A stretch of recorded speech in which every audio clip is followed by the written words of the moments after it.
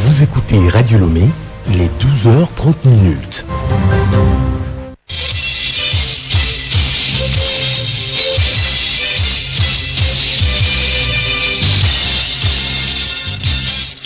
Magazine Pluriel, Théophile Dandakou.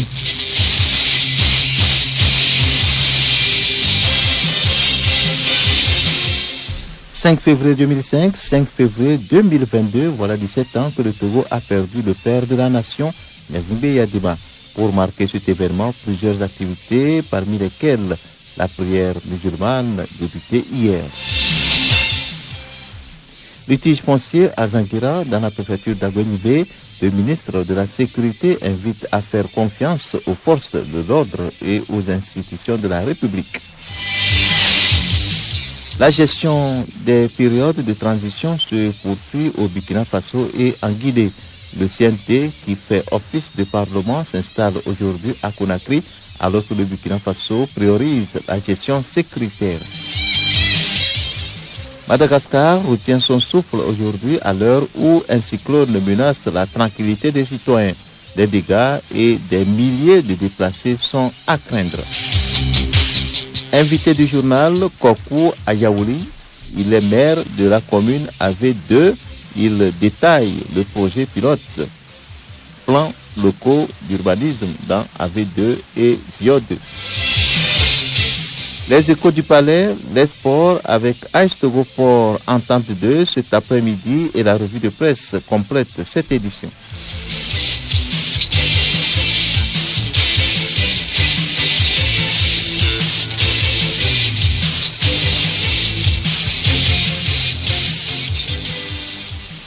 Commémoration aujourd'hui du 17e anniversaire de la disparition de feu Gnassingbé Eyadema.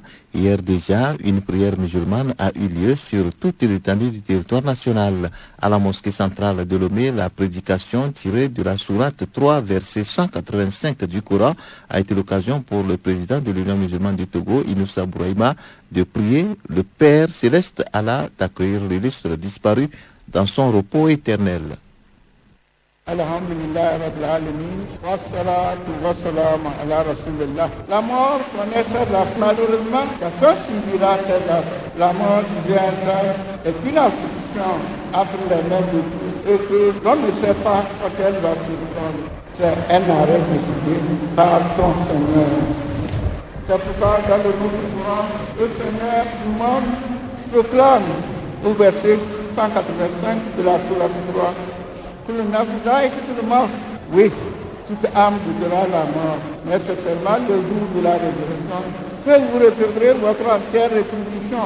Quiconque donc sera écarté du feu et introduit au paradis à cette réussite. Et la vie présente n'entraîne pas une objet de jouissance trompée. Certains membres du gouvernement, comme le général Yak Damhan, ministre de la Sécurité et de la Protection civile, Tanka Malik Nachaba, ministre secrétaire général du gouvernement, étaient à cette prière. Voici les impressions du préfet du Golfe, Kossi Atabou, qui était également à cette prière. Cette cérémonie s'inscrit dans le cadre de la commémoration du 17e anniversaire de la disparition du père de la nation, ce Gnassingbé Eyadema. Et par rapport à la crise sanitaire, le gouvernement togolais a décidé que cette commémoration se déroule de façon symbolique à travers des prières. En dehors de la prière musulmane qu'on vient de faire, il y a d'autres cultes religieux qui vont se faire le dimanche. Donc il y aura la messe catholique et après le culte protestant qui seront également célébrés dans tous les chefs-lieux des préfectures de notre pays. Les manifestations dans le cadre du 17e anniversaire se poursuivent avec les prières chrétiennes demain dimanche. Un conflit foncier dans la commune de Zanguira, le communiqué vous sera proposé prochainement. Nous allons d'un communiqué à l'autre puisque les partis à la retraite civile comme militaire ont désormais des situations favorables et c'est ce que nous dit Yao Kamake dans ce décret signé par le Conseil des ministres. Article 1er. Le présent décret est pris en application de l'ordonnance numéro 2022-002 du 26 janvier 2022 instituant une allocation de départ à la retraite au profit des fonctionnaires civils et militaires en République togolaise. Article 2.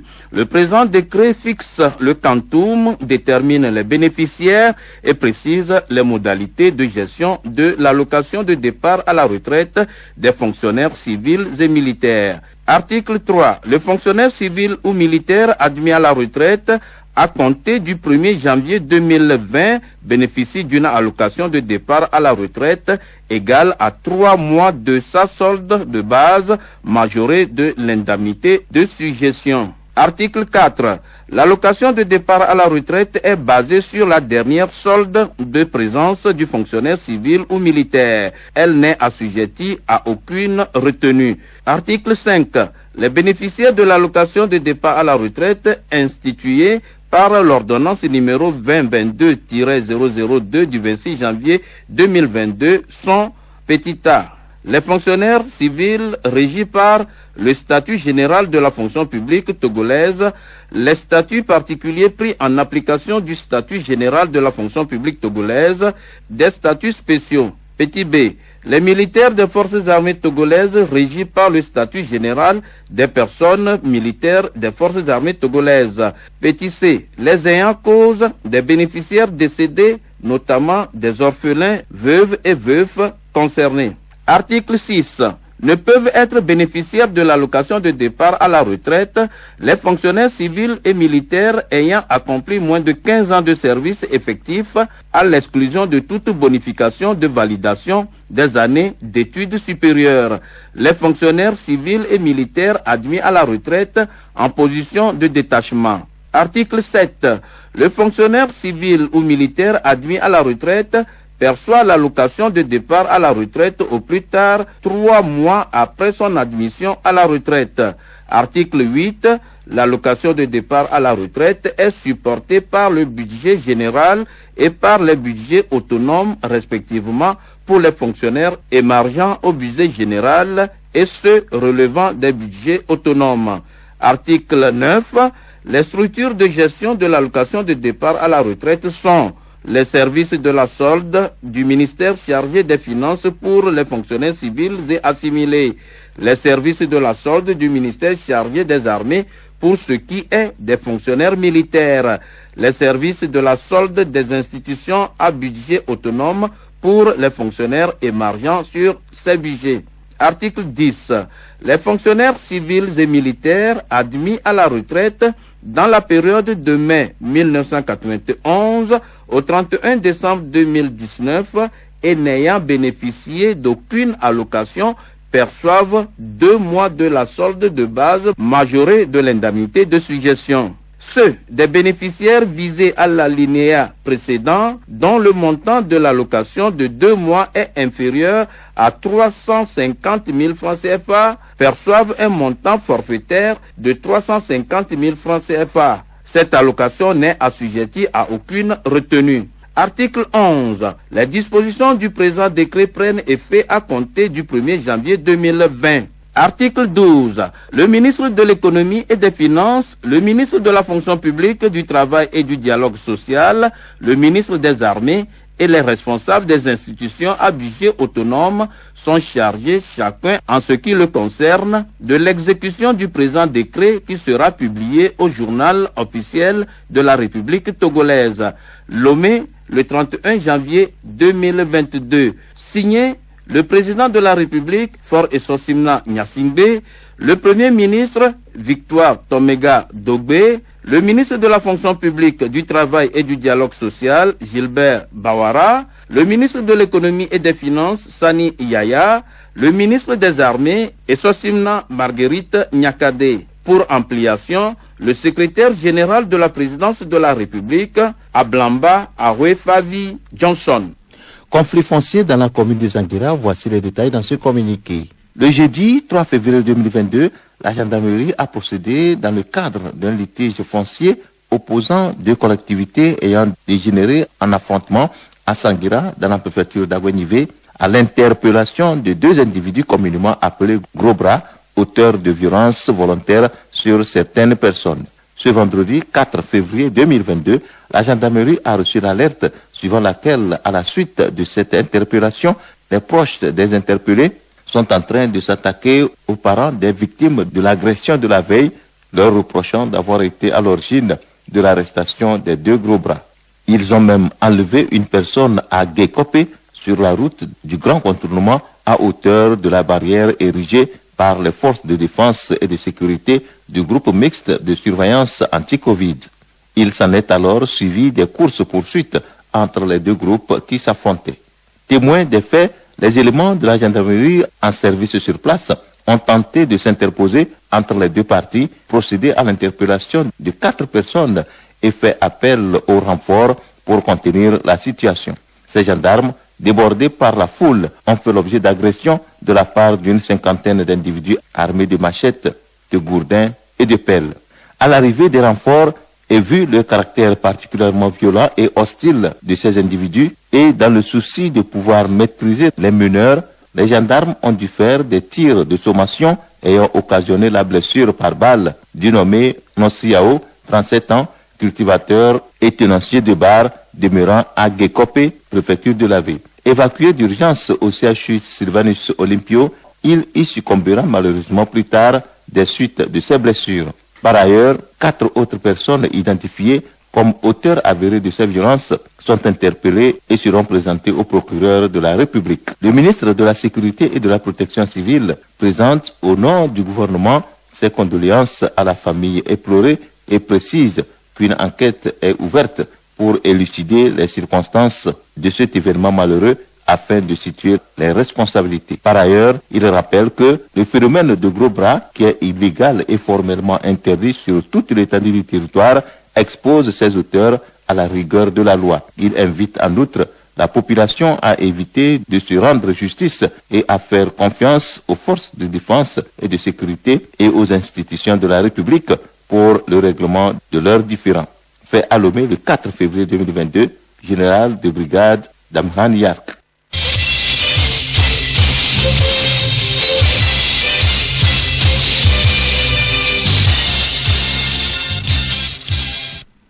La page étrangère au Burkina Faso, la classe politique pense la transition. La CEDEAO a recommandé une période raisonnable pour le retour à l'ordre constitutionnel. Cependant, avec les 2 tiers du pays aux mains des terroristes, la priorité est d'abord de régler la situation sécuritaire selon l'opposition. Pour le camp de l'ex-président Christian Kaboré, la transition devrait être courte. La société civile, quant à elle, estime que l'heure est grave car il faut faire table rase du passé et réinventer le modèle démocratique. En Guinée, le Conseil national de transition s'installe sur une base peu consensuelle.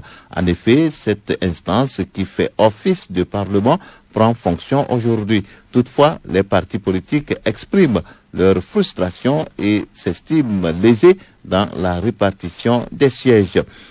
Un vent de 185 km/h menace Madagascar. Des dizaines de milliers de personnes sont sur sa trajectoire. Ce vent, appelé cyclone, arrive aujourd'hui à Madagascar, venant de l'île Maurice.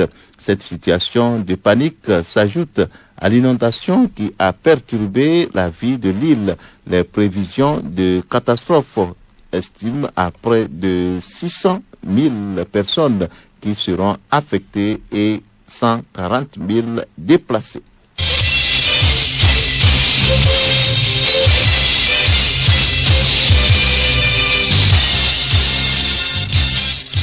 C'est le temps de l'inviter. La politique de réforme foncière entreprise par le gouvernement togolais impose des dispositions à prendre pour une occupation rationnelle des sols au Togo. C'est dans ce sens que le ministère de l'Urbanisme, de l'Habitat et de la Réforme foncière entend doter les communes du Togo de plans locaux d'urbanisme avec un projet pilote ou à titre d'expérimentation. Il a été lancé tout récemment en EP dans la préfecture de l'Avé pour les communes AV2 et ZIO2. Pour en savoir davantage sur ce projet pilote, nous recevons comme invité Kokou Ayaouli. Il est maire de la commune AV2. Les questions lui ont été posées par Yao Kamake. Monsieur Kokou Ayaouli, maire de la commune AV2, bonjour. Bonjour. Le ministre de l'Urbanisme, de l'Habitat et de la Réforme foncière a lancé récemment, à Nwepé, les travaux d'élaboration des plans locaux d'urbanisme dans la commune AV2 et de sa commune sœur Gio2. Pour quel avantage ces plans locaux, monsieur le maire? En effet, nous avons eu le ministre le 14 janvier 2022 pour lancer les travaux d'élaboration des plans locaux d'urbanisme des communes AV2 et Gio2. Ce plan vient à peine nommé parce que nous tirons beaucoup, ou bien nous allons tirer beaucoup d'avantages dans ces plans, puisque nos deux communes sœurs, notamment AV2 et Gio2, souffrent de la concentration de la population au niveau du Grand Lomé. Et donc, la population de Lomé a tendance à migrer vers ces communes qui sont riveraines du Grand Lomé. Et donc, ces plans vont nous permettre de réglementer l'occupation du sol sur nos territoires et équilibrer le développement territorial, fournir aux citoyens des services publics standardisés élevés et améliorer enfin le cadre de vie de nos populations. Au vu donc des résultats attendus pour la délimitation des réserves foncières, ne pensez-vous pas que, contrairement à l'État et les communes qui vont trouver satisfaction dans ce processus, les collectivités et les propriétaires terriens doivent, eux, redouter l'expropriation de leurs terres?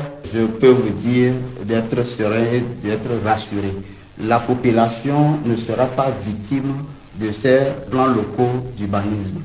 Pourquoi? Parce que selon le nouveau code foncier et domanial, à son article 350, il est dit que le propriétaire a 50% de son terrain, ou bien de son domaine.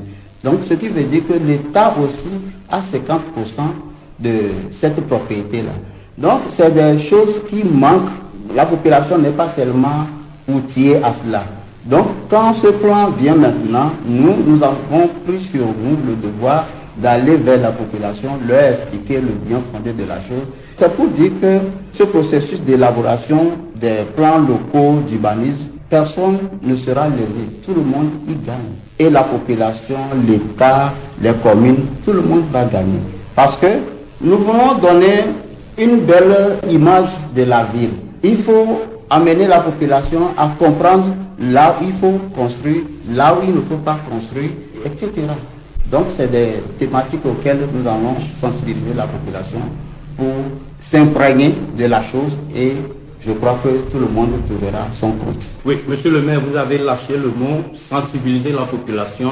Concrètement, pour une bonne réussite du processus, qu'est-ce qui est fait pour faciliter ou permettre le bon déroulement des travaux sur le terrain, surtout par rapport à l'accueil des agents en charge de l'exécution de ce projet? Lorsque nous avons eu le cours, nous avons déjà commencé par sensibiliser la population, notamment les chefs traditionnels, les CVD et les géomètres.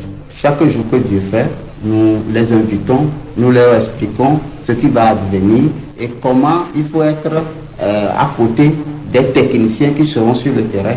Et là, tout le monde serait de façon participative à accompagner ce processus pour que ça réussisse. Quel lien peut-on établir entre l'élaboration des plans locaux d'urbanisme des communes AV2 et Gio2 et la question justement du désengorgement du Grand Lomé dont vous avez fait tout à l'heure allusion, monsieur le maire? Oui, c'est bien vrai, c'est normal. Quand vous voyez les statistiques, il est dit que 63,29% de la population occupe une superficie d'1% de Lomé. Alors il faut désengorger Lomé. Maintenant, désengorger Lomé, cela ne veut pas dire qu'il faut laisser la population dans les vieilles pratiques comme ça. Il faut organiser, il faut planifier, il faut les amener à comprendre que construire une ville, c'est une planification. Pour la ville de Lomé, c'est un quartier, vous allez remarquer que ce n'est pas pratique. Maintenant, pour désengorger Lomé, il faut une planification. Et donc, ce désengorgement ne souffre pas de contestation. C'est dire que la ville sera planifiée, chacun saura qu'est-ce qu'il faut faire à tel endroit, et ainsi de suite. Je crois que tout le monde trouvera son compte. On l'espère si bien. Maintenant, dites-nous, dans cette optique et concernant votre commune AV2, quels sont les grands points que vous entendez intégrer dans le nouveau document d'urbanisme de votre commune en termes bien sûr d'infrastructures socio-économiques ou sportives ou encore en termes de sites à préserver? Au lancement de ce projet, j'avais eu à énumérer un certain nombre de projets, notamment les marchés, les cimetières municipaux, les terrains de jeu, des réserves d'équipement, des zones administratives et commerciales et des zones industrielles.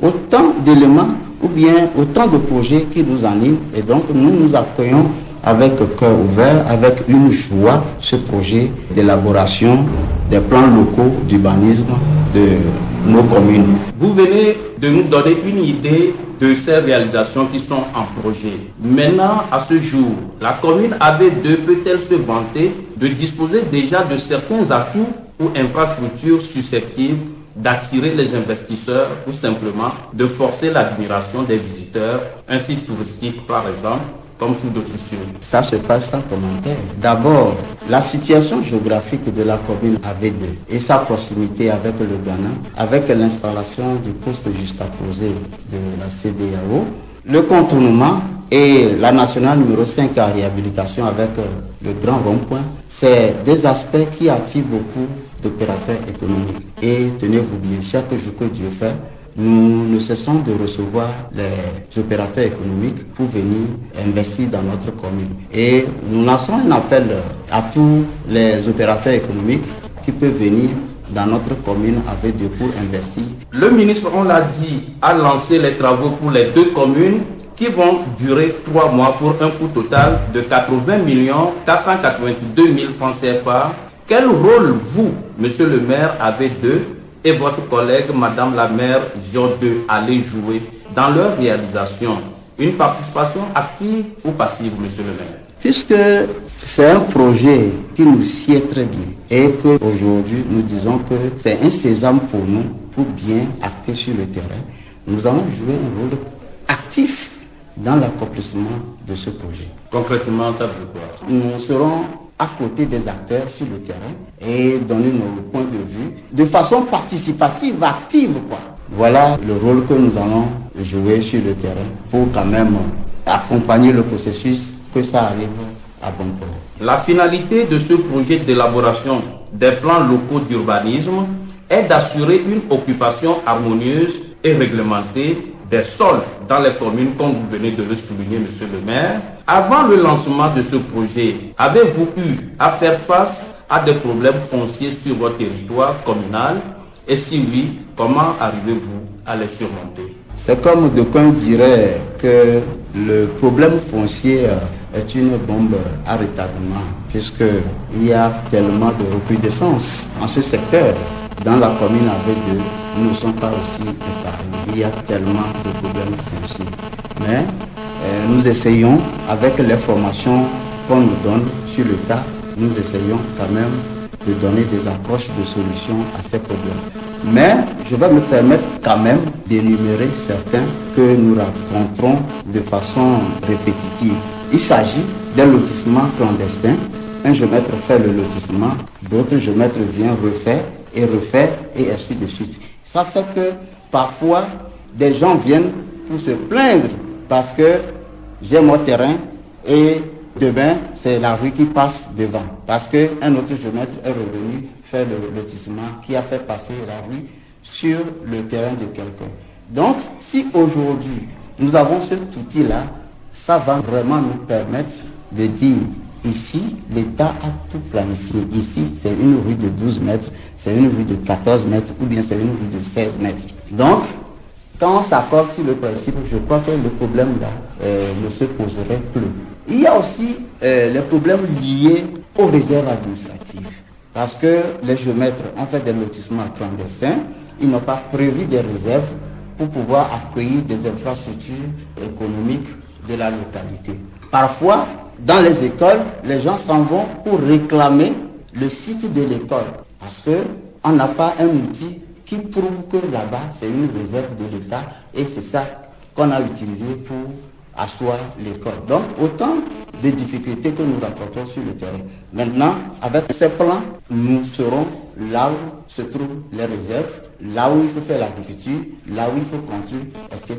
Oui, comme vous l'avez dit, les problèmes, ils n'en manquent pas. Comment vous les résolvez? C'est facile de les résoudre? C'est des approches de solutions que nous essayons de proposer à des gens.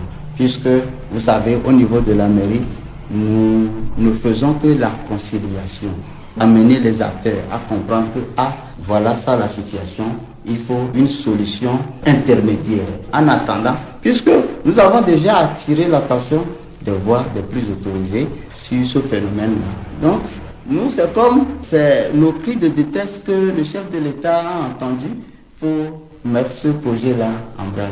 Peut-être l'avant-dernière question. Outre ce projet qui implique les deux communes, avez-vous des rapports que vous entretenez avec votre commune sœur du GIO 2?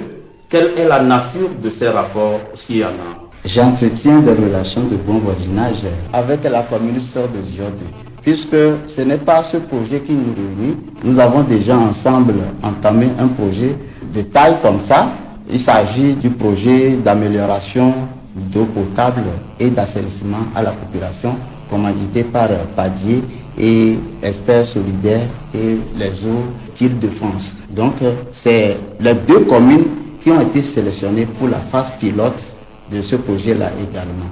Et donc, les plans locaux d'urbanisme vient aussi renforcer nos cohabitations déjà. Donc, je me dis, est-ce un hasard? Mais le hasard n'existait pas.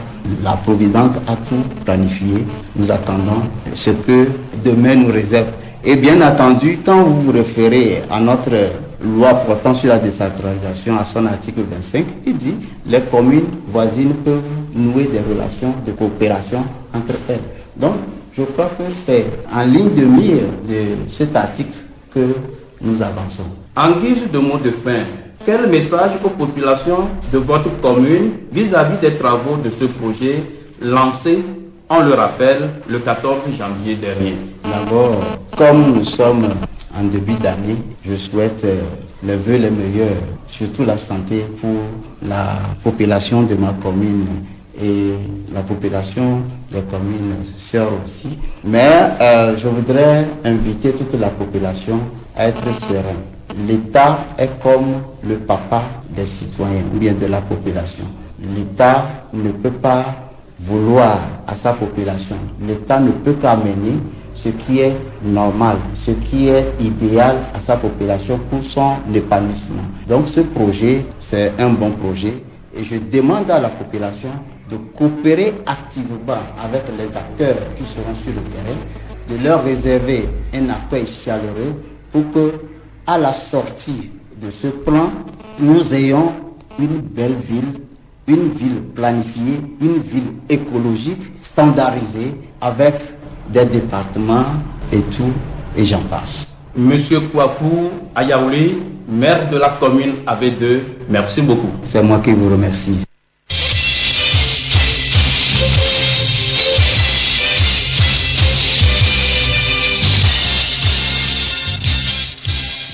Écho du Palais, 2 individus accusés d'homicide volontaire ont été condamnés à 20 ans de réclusion criminelle. Retour sur les faits avec Hélène Assabi.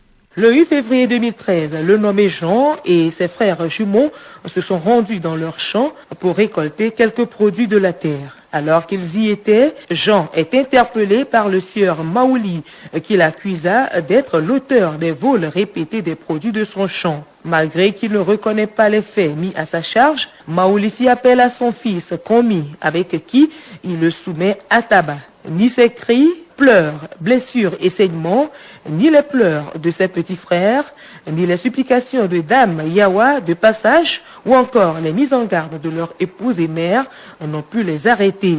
Sous le flot de coups de bâton, Jean rendit l'âme. Après leur forfait, ils dissimulèrent le corps de la victime dans la brousse et le recouvrèrent de feuilles. De retour à la maison, les frères jumeaux rapportèrent les faits à leur mère qui en informa le chef du village. Les recherches organisées par cette autorité et la mère de la victime aboutissent à la découverte 2 jours plus tard du corps en décomposition de Jean.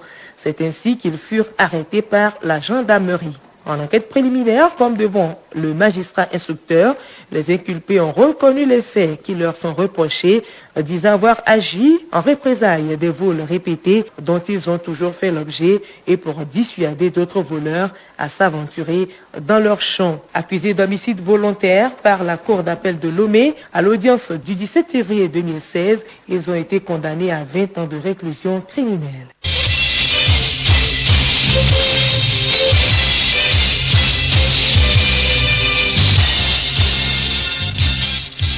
C'est le temps des sports. La page des sports parle de la 11e journée du championnat national de première division ce week-end. Voici d'abord les affiches de cet après-midi. À Lomé, l'AS Togoport a rendez-vous avec Entente 2. Akara, Kakadre de Defalé et de Doufelgou jouent contre Semassi de Sokodé. Demain dimanche, Kotoko de la Vieux reçoit Akbalime Gomido pour les autres rencontres.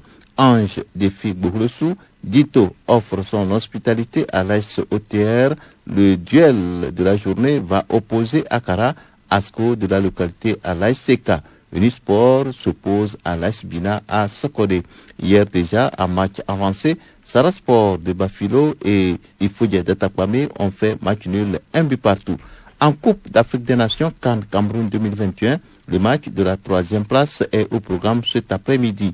Face à face, Burkina Faso, Cameroun.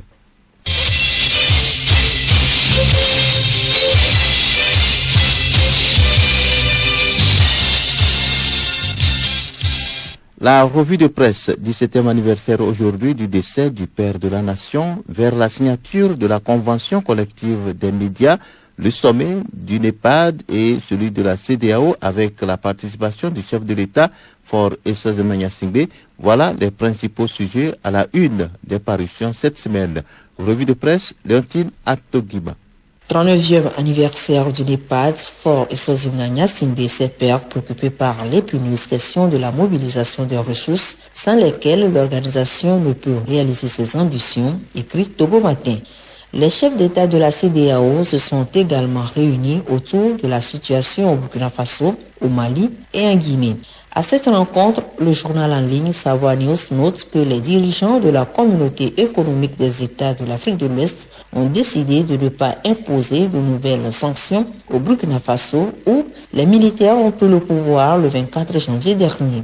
S'agissant du Mali, Faure Essozimna Gnassingbé et ses pairs ont également mis de l'eau dans leur vin. Le site Matin Libre relate que l'institution sous-régionale donne une nouvelle chance à la junte militaire pour une levée de sanctions. Pour le cas de la Guinée, le journal en ligne poursuit. L'organisation africaine a pris note de la création récente du Conseil national de transition en tant qu'organe législatif et attend la mise sur pied d'un calendrier de transition comme demandé par la session extraordinaire de la conférence des chefs d'État et de gouvernement de la CEDEAO le 16 septembre 2021.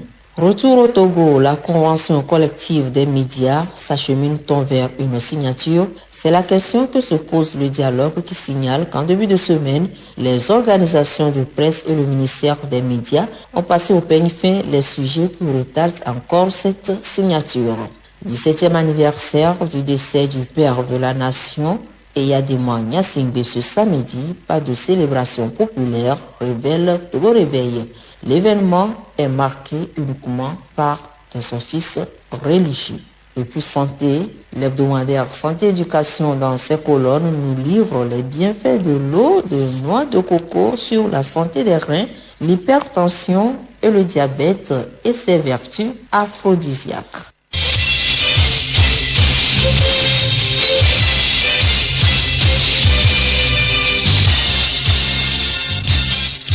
Pluriel, le magazine hebdomadaire de Radio Lomé.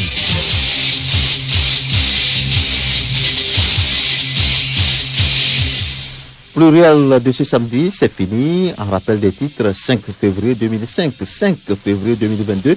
Voilà 17 ans que le Togo a perdu le père de la nation, Gnassingbé Eyadema. Pour marquer cet événement, plusieurs activités ont lieu, parmi lesquelles la prière musulmane qui a commencé hier. Litige foncier à Sangira dans la préfecture d'Aguenivé. Le ministre de la Sécurité invite à faire confiance aux forces de l'ordre et aux institutions de la République.